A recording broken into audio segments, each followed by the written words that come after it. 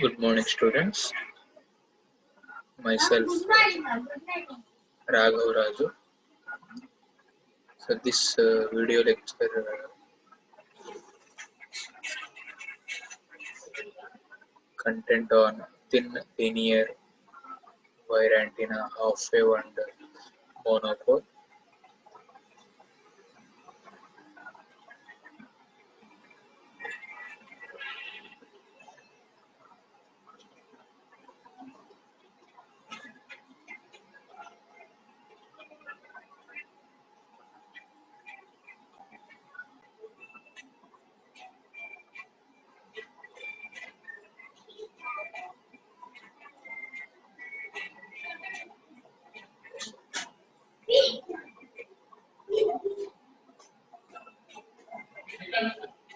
So, power radiated in previous lecture. We have half wave dipole. So, how this half wave dipole and a monopole faces some uh, radiation mechanism. So this dipole antenna is a vertical radiator. Generally, the dipole antenna, all antennas are situated in vertical manner. So this dipole antenna is vertical radiated, fed in the center. So this dipole antenna face radiation mechanism fed at the center. So it produces overall length. It produces maximum overall length that contains the length of the mechanism.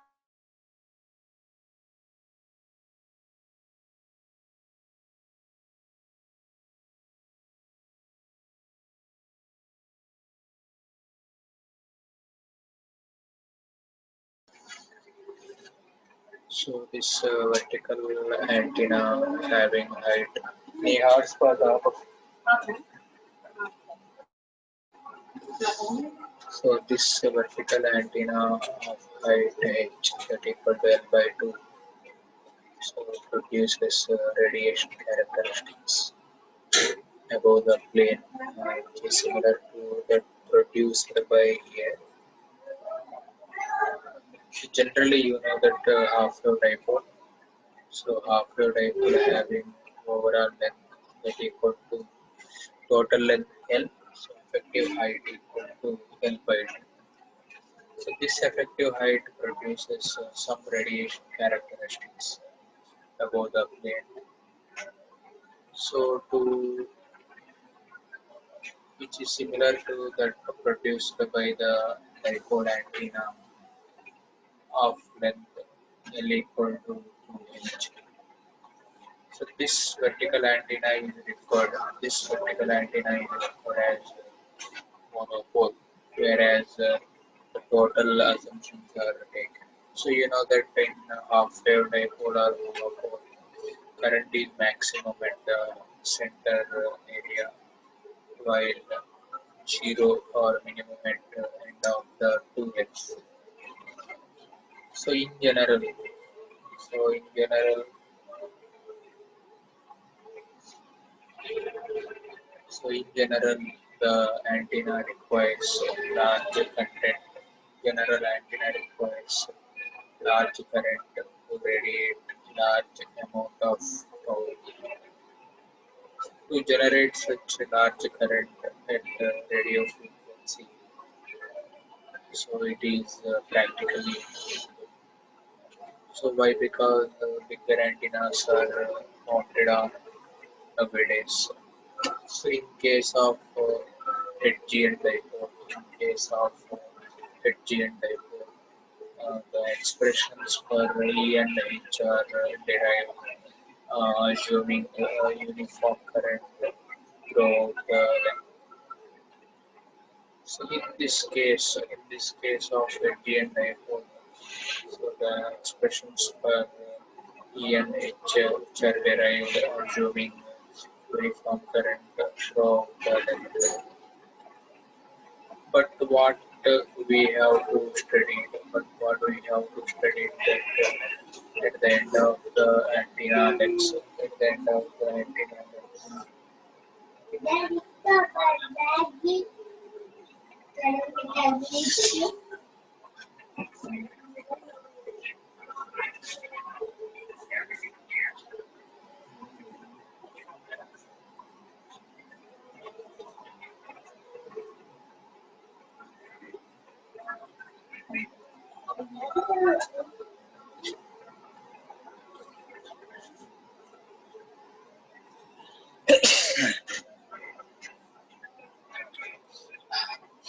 So in general, this antenna with large current, so to radiate large amounts of power.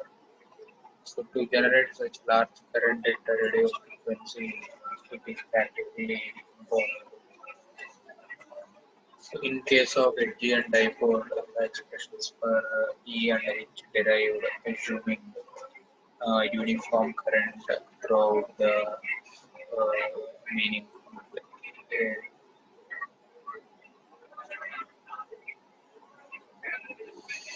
So this case of Hg and dipole. So, but we have studied that at the end of this current is zero. In other words, the current is not uniform throughout the length. Similarly, at the maximum is the center and zero at the ends. So, therefore, practical dipole antennas are not used. So, this practical used antennas are half-wave dipole, the quarter wave. So, this lambda by 2 half-wave antenna, this lambda by 2 antennas and quarter wave monopole lambda by 4 antennas are popularly implemented for lambda by 4 and lambda by 2. So the half-wave dipole, generally this half-wave dipole consists two legs at the end of each leg L by 2. So the physical length of half-wave dipole, the physical length of half-wave dipole at the frequency of operations is lambda by 2 in free space. So the quarter wave monopole generally consists of one vertical leg on the perfect grounded medium. So therefore, so the length of the length of the leg of a particular VP assumption as clearly understand here. So this is the power, our full equal to calibration of power radiation. So this is the total half-wave dipole. So in this half-wave dipole, quarter wave monopole, this is full leg. So this leg having the length total LL by 2 or H L by 2. So at far distance at P, there is a point from origin to center of the antenna to far distance. So this is our sorry that is the previous. This is the variable specimen dz. That equal to capital R equal to R minus Z cos theta. So capital R equal to R minus Z cos theta.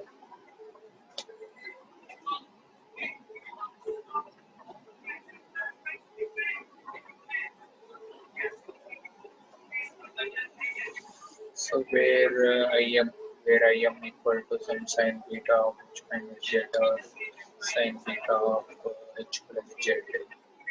So for that distant, this point, this point is varied. This point is varied on a particular length. This point is varied on particular length. So this is called perfect grounding plane. This is the perfect grounding plane or perfect reflecting plane.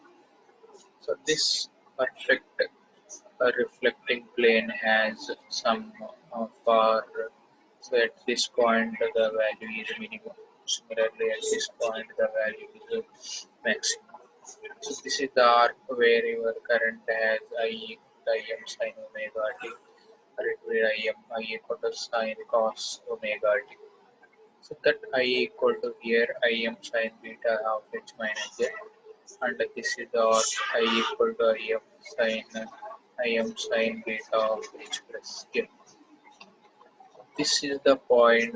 This is the point where the origin meets. This is the point where origin meets with the particular length. This is the particular length is smaller. That should be varied from here to there. This is the point where your legs. There, this is the point where your legs are being practically implemented. So this is the specimen. This is the specimen where you can drag, drop the mechanism. So with this knowledge,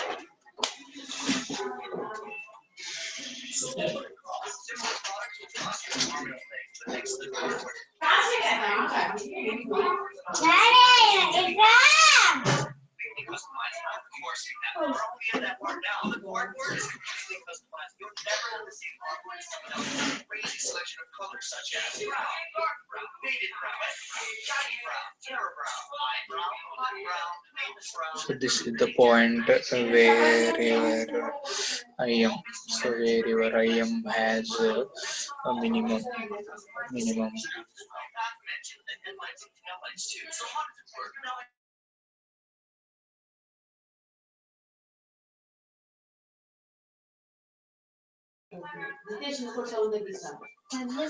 So this point is R equal to R minus Z cos theta. So therefore you have to maintain the Im that equal to Im sin beta of H minus Z, and Im equal to sin beta of H plus Z.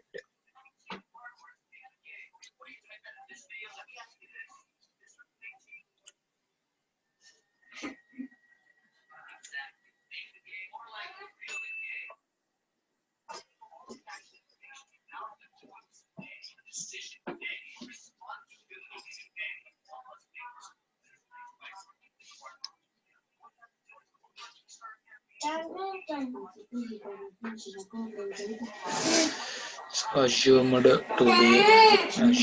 to be sinusoidal current distribution in the particular quarter wave monopole.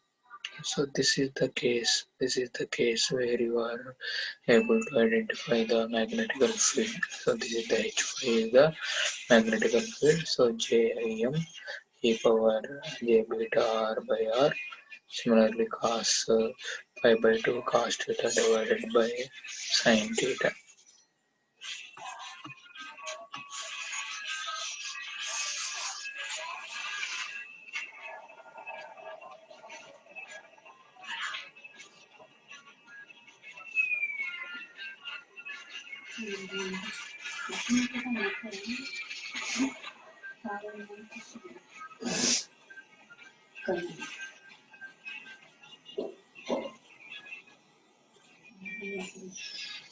So let the terminal current I1 be the current in the driven element capital D, and similarly I2 be the current induced in the parasitic element capital B. So the relation between voltages and currents can be written on the basis of the voltage circuit theory, that equal to V1 equal to Z11 I1 plus Z12 I2. So what is the initial voltage? 0, Z11 mutual impedance, Z21, Z12 equal to Z21. So note that this parasitic element is not excited. So therefore applied voltage V2 equal to 0. And V1 is the applied voltage to driven element capital D. So the impedances Z11 are the self impedances of the driven element capital D. And the parasitic element capital B, the impedance Z11 and Z21 are mutual impedances between the two elements which are being indicated in the previous slide. So now take that assumption Z12 equal to Z21 equal to Z mutual impedance. So the entire half wave dipole can be represented by its equivalent value. So this is half wave dipole, this is half wave dipole. So therefore current is drawn throughout the half wave dipole. So therefore I1 and I2 equal to like. So capital D is the driven element and P is the parasitic element. Generally this type of schematics are observed in RAGHAVARAJU. So this is the driven element capital D and this is the parasitic element capital D. So at far distant we have the role that equal to d cos phi and as well as the some t equal to phi by 2. So this is the array. This is the array for which is the parasitic element and lambda by 2 dipoles are mutually indicated in the previous slide.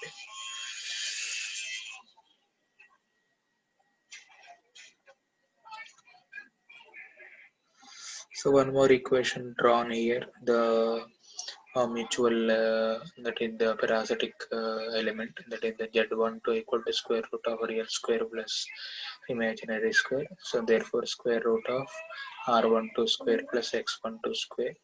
Similarly the angle equal to tan inverse of X2 divided by R2.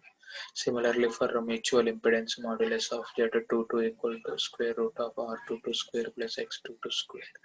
Similarly, the angle assumption, the angle equal to tan inverse of X22 divided by R22. So from this analysis, the current can be estimated I2 equal to so I1 of Z12 divided by Z2 at an angle of some theta. It is alternate complementary angle taken drawn from here. So that the total resistance drawn from here equal to R11. So R1 equal to some R11 minus Z12 square divided by Z2, that equal to cos of 2 theta m minus theta 2. So that is the gain in that particular field intensity, which is a function of phi. So Z phi. So Z phi equal to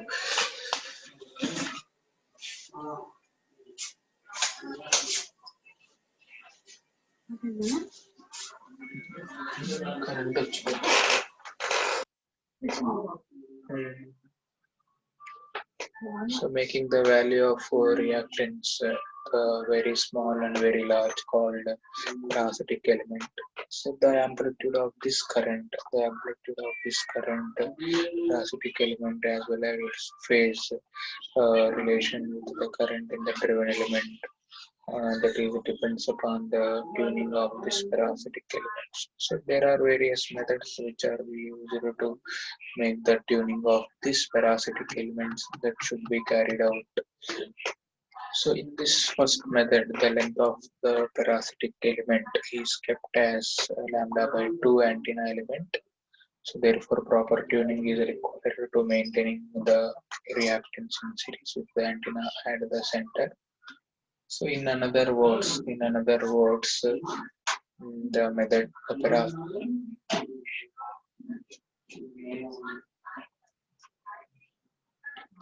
Sunday tuning is carried out by adjusting the length. So the second give the proper tuning, but slightly different and difficult from the analysis point of view.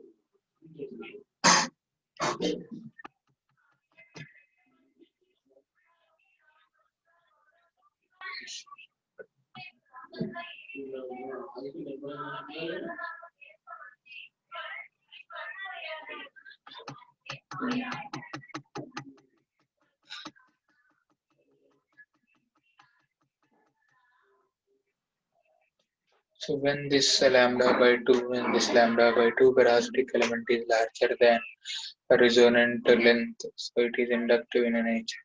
The such parasitic elements as reflectors, since when the lambda by 2 and the lambda by 2 parasitic elements is shorter than the resonant length, so it is a capacitive in nature. So therefore then such parasitic elements are being the particular director.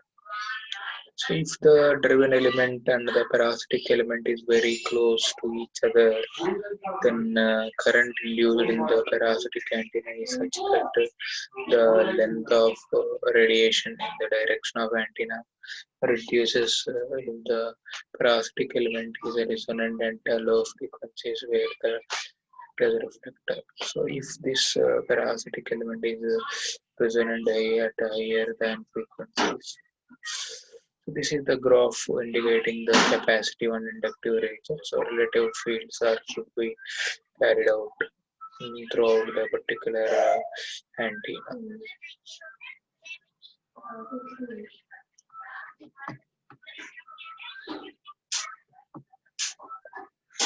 So this relative fields are should be carried. So this is the field direction and the direction of the particular reflected beam area. So therefore, which is able to calculate very fast.